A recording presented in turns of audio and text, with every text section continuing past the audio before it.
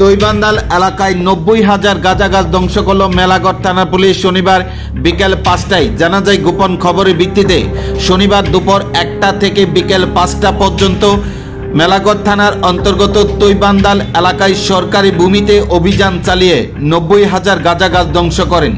জানা যায় প্রত্যেক বছর এই মরশুমে গাঁজা কারবারিরা গভীর জঙ্গলে সরকারি ভূমি দখল করে গাঁজা বাগান তৈরি করেন।